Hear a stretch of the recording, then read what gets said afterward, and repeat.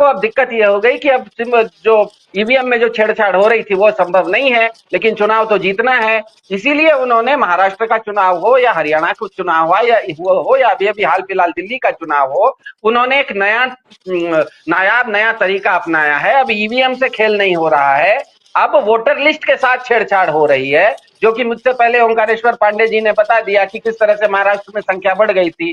जैसे दिल्ली में चुनाव हुआ था, एक साल पहले दिल्ली में अभी दिल्ली में विधानसभा चुनाव हुआ, एक साल पहले दिल्ली में लोकसभा चुनाव हुआ था।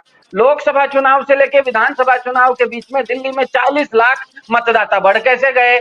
और अगर पूरे दिल्ली में 40 लाख मतदाता बढ़ गए, तो दिल्ली का एक छोटा सा विधानसभा क्षेत्र है, नई दिल्ली विधानसभा कॉन्स्टिट्यूएंसी, उसमें 40,000 मतदाता घट कैसे गए? मतलब दिल्ली में 40 लाख मतदाता एक साल में बढ़ गए और नई दिल्ली विधानसभा क्षेत्र में 40,000 मतदाता एक साल में घट गए।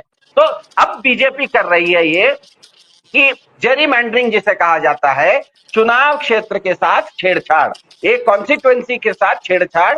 अब वो अभी का जो मोडस ऑपरेंडी जिसे एमओ कहा जाता है, बीजेपी का एमओ अभी ईवीएम नहीं है, क्योंकि ईवीएम में आज के डेट में सिंबल लोडिंग यूनिट का निर्णय आने के बाद सुप्रीम कोर्ट ने कुछ थोड़ा बहुत उसमें एक रोक लगा दी है। इसका मतलब ये नहीं है कि ईवीएम हैक नहीं हो सकता, अभी तक जिस मॉडल से हैक हो रहा होगा वो अब हैक नहीं हो सकता। तो अब उनको नया मॉडल बनाने में देर लगेगी, और सिंबल लोडिंग यूनिट जो सबसे क्रिटिकल कंपोनेंट है उसको आपको 90 दिन तक रखना है, तो उसमें आप छेड़छाड़ नहीं कर सकते।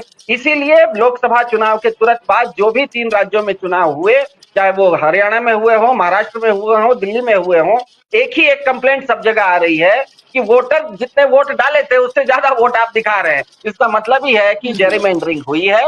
जेरीमैंडरिंग से अब भाजपा ये कोशिश कर रही है कि चुनाव जीतने के लिए जेरीमैंडरिंग का अपना एक नया मोडस ऑपरेंडी लगाया जाए। मेरे ख्याल से यही हुआ है, और तुलसी कबाड़ जी ने जो कहा है वो बिल्कुल सही है।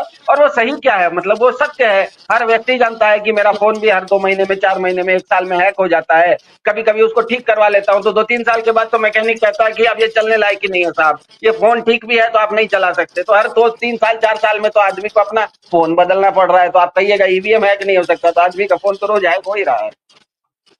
बिल्कुल, बहुत महत्वपूर्ण बात आपने कही है और ज़ाहिर-सी बात है कि ये तमाम वो चीज़ें हैं जिसको लेकर लगातार विपक्ष भी सवाल उठा रहा है। अरविंद केजरीवाल को हमने देखा था कि उन्होंने दिल्ली चुनाव से पहले किस तरह के सबूत पेश किए थे। महारा